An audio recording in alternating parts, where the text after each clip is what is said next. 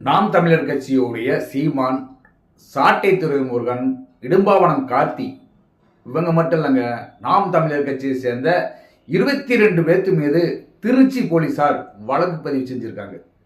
எதுக்கு இந்த வழக்கு பதிவு அப்படின்னு பார்த்தா, திருச்சியுடைய எஸ்பி வன்குமார் இருக்காரு பார்த்தீங்களா, அவரை சமூக வலைதளங்களில் அவதூறான கருத்துக்கள் பரப்புறாங்க, அவருக்கு கொலை மிரட்டல் விடுறாங்க, எச்சரிக்கை பண்றாங்க. யார்னா நாம் தமிழர் கட்சியை சேர்ந்த தம்பிகள். அதனால இவங்களை ஃபுல்லா வழக்கு பதிவு செய்யுங்கன்னு சொல்லி வழக்கு பதியப்பட்டிருக்கு. இந்த வழக்கு சீமான், இடும்பவானம் கார்த்தி, சாட்டை துருமன் கைது செய்யப்படுவாங்களா அப்படிங்கிற ஒரு விஷயமும் இருக்கு. ஏன்னா இன்னைக்கு அவதூறு மட்டும் இல்லைங்க, அந்த எஸ்பி வன்குமார் கொலை மிரட்டல் விட்டான்னு சொல்லி திருச்சியை சேர்ந்த கண்ணன் அப்படிங்கிறவர் திருச்சி போலீஸார் கைது பண்ணியிருக்காங்க. இன்னைக்கு அதை பற்றி தான் நம்ம வீடியோவில் பார்க்க போகிறோம். நம்ம சேனலை நீங்கள் சப்ஸ்கிரைப் பண்ணுங்கள், அப்போ தான் இந்த மாதிரி வீடியோக்கள் தொடர்ந்து நம்ம போட்டுக்கிட்டே இருக்க முடியும். கீழே லைக் பட்டனுங்க, லைக் பண்ணுங்கள், உங்கள் நண்பர்கள் இருந்தால் அவங்க ஷேர் பண்ணுங்கள், கீழே கமெண்ட் பாக்ஸுக்கு மறக்காமல் கமெண்ட் பண்ணுங்கள். இன்னைக்கு திருச்சியில் நாம் தமிழர் கட்சிக்கு எதிராக எப்படி செயல்படுறாங்க அப்படிங்கிறத பார்த்துருவோம்.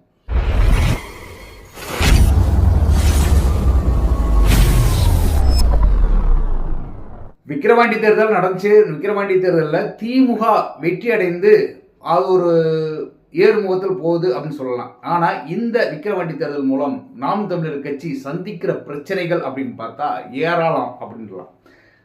விக்கிரவாண்டி தேர்தலில் கடைசியில் கலைஞர் உடைய பாடலை சாட்டை துரைமுருகன் பாடினாரு. அந்த பாடல் தான் இன்னைக்கு நாம் தமிழர் கட்சிக்கு இவ்வளவு குடைச்சலை கொடுத்துருக்கு அப்படின்னு சொல்லலாம். உடனே சாட்டை துரைமுருகன் கைது செய்யப்பட வேண்டும் அப்படின்னு சொல்லி தென்காசியில் வச்சு கைது பண்ணாங்க. கைது பண்ணி திருச்சி கொண்டு போனாங்க. போன இடத்துல அவருடைய செல்ஃபோன் பறிக்கப்பட்டது அப்படின்னு சொல்லி இன்னைக்கு வரைக்கும் குற்றம் சாட்டப்படுது. அந்த செல்ஃபோனில் இருக்கிற ஒவ்வொரு ஆடியோக்களும் வெளியிட்டுறாங்க. அது வெளியிடுறதுக்கு காரணமே திருச்சி எஸ்பி வருண்குமார் தான் அப்படின்னு சொல்லி குற்றம் சாட்டப்பட்டது. யார் சீமானும் சரி சாட்டை துரைமுருகனும் இந்த ஆடியோக்கள் வெளியே வரதுக்கு காரணமே அந்த எஸ்பி வருண்குமார் தான் அப்படின்னு சொல்லி அவங்க குற்றம் சாட்டினாங்க. இதனால என்ன ஆச்சுனாங்க, சமூக வலைதளங்கள் எல்லாமே பல பேர் எஸ்பி வருண்குமார் அவதூறு கருத்துக்கள் பரப்புனாங்க.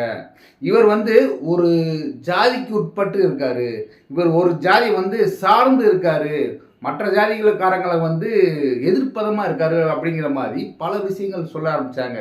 அதுவும் இல்லாமல் இவருக்கு கொலை மிரட்டல் விடப்பட்டது.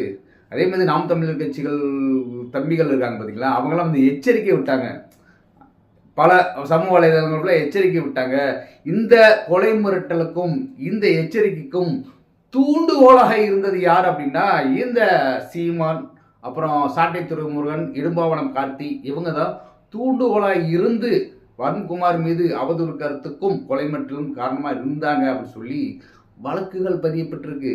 வழக்குகள் மட்டும் இல்லைங்க, இன்னைக்கு அவங்க எல்லோ பேத்துக்கு நோட்டீஸ் அனுப்பியிருக்காங்க. 22 பேத்துக்கு நோட்டீஸ் அனுப்பப்பட்டிருக்கு, வழக்கு பதியப்பட்டிருக்கு. அதில் அங்கே திருச்சியில் நாம் தமிழர் கட்சியை சேர்ந்த கண்ணன் அப்படிங்கிறவர் பகிரங்கமாக கொலை மிரட்டல் விட்டாராம். அந்த எஸ்பி வருண்குமாருக்கு கொலை மிரட்டல் விட்டார் அப்படின்னு சொல்லி கைது பண்ணியிருக்காங்க. சரி, கைது பண்ணியிருக்காங்க. இவங்களோட நடவடிக்கை என்ன அப்படின்னு பார்த்தா, ஒரு சமயத்தில் திமுக நாம் தமிழர் கட்சி தான் மோதிக்கிட்டே இருந்துச்சுன்னு சொல்லலாம். பல விமர்சனங்களை திமுக மீது பல விமர்சனங்களை நாம் தமிழர் கட்சி வச்சுக்கிட்டே இருந்துச்சு. விக்கிரவாண்டி தேர்தல் எப்போ வந்துச்சோ அதோடைய பகை அப்படிங்கிறது ரொம்ப அதிகமாயிடுச்சு. இப்போ திமுக அதிமுகவுக்கு இருக்கிற பகையை விட திமுகவுக்கும் நாம் தமிழருக்கு இருக்கிற பகை தான் ரொம்ப பூதாகரமாக ஒரு புகஞ்சிக்கிருக்கு, எரிஞ்சுக்கிருக்குன்னு சொல்லலாம். இந்த சந்தர்ப்பத்தில் திமுக நேரடியாக நாம் தமிழரை எதிர்த்தா அது விமர்சனம் செய்யப்படும், நாம் தமிழர் கட்சி அழிக்கிறாங்க, ஒடுக்குறாங்க, பல விஷயங்கள் பண்ணுறாங்கன்னு சொல்லி விமர்சனத்துக்கு ஆளாக்கப்படுவோம் அப்படிங்கிற ஒரே காரணத்தினால என்ன பண்ணுச்சுன்னா, திருச்சியுடைய எஸ்பி வருண்குமார் மூலம் இந்த பிரச்சனையை டீல் பண்ண வச்சுருக்காங்க. அதனால தான் ஒவ்வொரு விஷயம் வருண்குமார் முன்னெடுத்து போகிறார். என்னை அவதூறு பேசிட்டாங்க, என்ன கொலை மிரட்டல் விடுறாங்க அப்படின்னு சொல்லி வழக்குகள் பதியப்படுது. இதே விக்கிரவாண்டி தேர்தலில் அங்கே நடந்த சம்பவம், எங்கே பேசுகிற விக்கிரவாண்டி தேர்தல் பிரச்சாரத்தில் கலைஞரை பற்றி அவதூறாக பாடல் பாடுகிறார். அவர் சொன்னது இது என்னுடைய பாடல் இல்லை, என்னுடைய கருத்து இல்லை, இது அதிமுகவுடைய மேடைகளில் பாடப்படும் பாடல், அதிமுகவினர் எழுதி வெளியிட்ட பாடல், அந்த பாடல் தான் நாம் பாடணும்னு சொன்னாங்க. ஆனால் அங்கே அவன் மீது வழக்கு பதியப்பட்டிருந்தால் அதே விக்கிரவாண்டியில் பதியப்பட்டிருக்கணும். ஆனால் விக்கிரவாண்டியில் பதியப்படாமல் இங்கே திருச்சியில் பதியப்பட்டது. காரணம் என்ன அப்படின்னா, அருண்குமார் வந்து திமுகவுடைய ஆதரவாளர், திமுகவுடைய ஆள் அப்படிங்கிற குற்றச்சாட்டையும் நாம் தமிழர் வச்சாங்க. அதே போல் தான் இந்த முறை என்ன ஆகுதுனாக்க, ஒவ்வொரு அவதூறு கருத்துக்களுக்கும் வருண்குமார் இது நோட்டீஸ் அனுப்பப்பட்டிருக்கு நாம் தமிழர் கட்சிக்கு. இந்த நாம் தமிழர் கட்சிக்கு இந்த நோட்டீஸு வழக்கும் கைது செய்யப்படலாம். ஏன்னா இன்னைக்கு வந்து கொலை மிரட்டல் விட்டாங்க அப்படின்னு சொல்லி கண்ணன் அப்படிங்கிறவர் கைது பண்ணியிருக்காங்க. இனி அடுத்தடுத்து டக்குன்னு வந்து சீமானையும் சாட்டை துறைமுருகனையும் இருமாவனம் கார்த்தியும் கைது பண்ணுவதற்கு முன்னாடி மற்ற பேர் இருக்காங்க பார்த்தீங்களா, 22 பேர்த்தில் மற்ற ஆள்கள், அவர்கள் ஒவ்வொருவரும் அடுத்து கைது செய்யப்படுவார்கள். ஒரு மரம் அப்படின்னா அதோடைய கிளைகள் வெட்டப்படும் அப்படிங்கிற மாதிரி இன்னைக்கு அவரை சார்ந்து இருக்கிறவங்களை வந்து கைது செய்யப்பட்டு அவர்கள் மிரட்டப்படலாம்.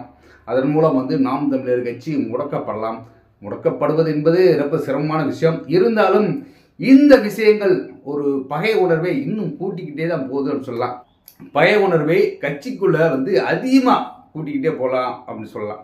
ஏற்கனவே வந்து திமுக அதிமுகவுக்கு தான் ஜெயலலிதா இருந்த காலமாக இருந்தாலும் சரி, எம்ஜிஆர் இருந்த காலமாக இருந்தாலும் சரி, பகைமை என்பது அதிகமாக இருக்கும். இருந்தாலும் இந்தளவு பகை அப்படிங்கிறது வந்து இப்போ தான் நாம் தமிழர் கட்சிக்கும் திமுகவுக்கும் உண்டாகியிருக்கிறது.